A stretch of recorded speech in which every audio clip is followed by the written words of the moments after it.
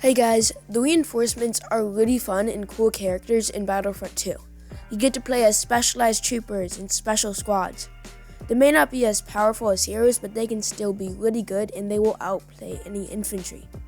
You also need to know how to use reinforcements to be any good in Blast and Strike. If you play them smart, then you can really dominate. The whole concept of reinforcements isn't even really a thing in most shooter games, which is really what makes them unique. So today, I'm going to break down each reinforcement class and show you how they dominate. The first reinforcement class is the Infiltrator. These guys are the most aggressive class, with special scanners and melees that allow them to do a lot of damage up close. They can also be a threat at a distance, with half of them having a power blast that will lock onto people that are far away. The range and battle point cost from 1,500 to 2,000. And power levels from an Ewok to a Sith Trooper, but they are pretty much all on the more powerful side. The best tip I can give for using these guys is to make good use of their scanners. Scanners are extremely powerful since you can see where everyone around you is. When you know where everyone is, then you can use that to get an upper hand on everybody by being able to wait for them around corners or flank them. This really does help out a ton. Now I'm going to be getting into the star card loadout that best suits them. The first card is Acquisition. This card marks enemies that have done damage to you so you can keep tabs on them and make it harder for them to finish you off. It will save your life a lot since you always know where the person that just attacked you is and you can defend yourself. Not only that, but you can also be able to retaliate and take down your opponents a lot easier. Next is Stalker. Stalker gives you health on kill when you reveal someone with your scanner ability. This just helps you be even more aggressive and helps you take on multiple enemies. The last card is Desperation. This card lets your abilities charge faster when you are taking damage. So if you get into tight situations where you are under fire, then you can have your abilities back quickly and you will be a lot stronger with your abilities.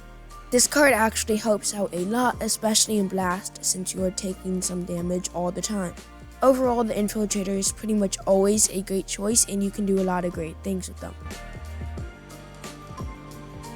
Next is the Enforcer.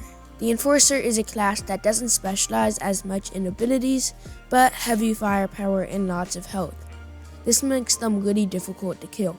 This class can also dominate a lot and are really good for clearing through objectives. The main tip I can give for these classes is to use Overload at the right time. Almost every single Enforcer has Overload and it's great. It increases the rate of fire of the blaster and it completely transforms the blaster from being good to insane. If you use Overload at the right time, you can get a lot of kills. So look for times when enemies are bunching together or you are just in a tight spot. You do not want to waste this ability. The other part is the fact that it usually slows down your movement, which can be a weakness in some situations. So if you are at a place where you think you are going to have to be able to easily move around, then don't activate this ability.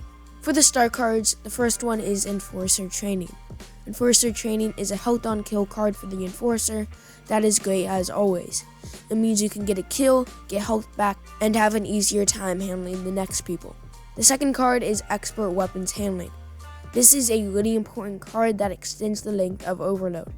And of course, how I explained it earlier, Overload is a great and extra time is really useful.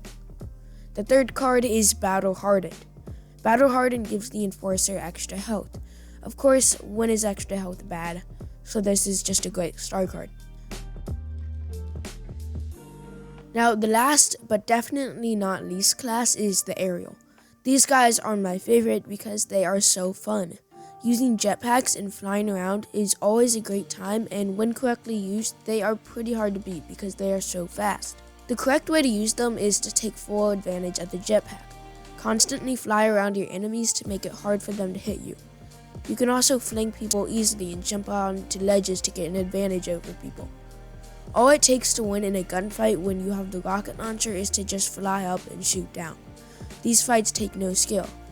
They cost 1,000 battle points and are definitely a great spend. I'm not going to get into the first order Ariel because they are a whole different story.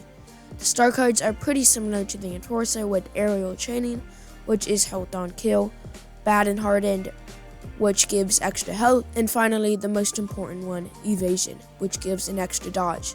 These dodges are really important, as in a gunfight, dodging around in circles around your opponent is really helpful. So that's my breakdown of all reinforcement classes. Hopefully you learned something and can now play these reinforcements a bit better. If you did learn something or just enjoyed the video, then I would appreciate it a lot if you left a like, and if you want to see more content, then subscribe. See you guys next time. Bye.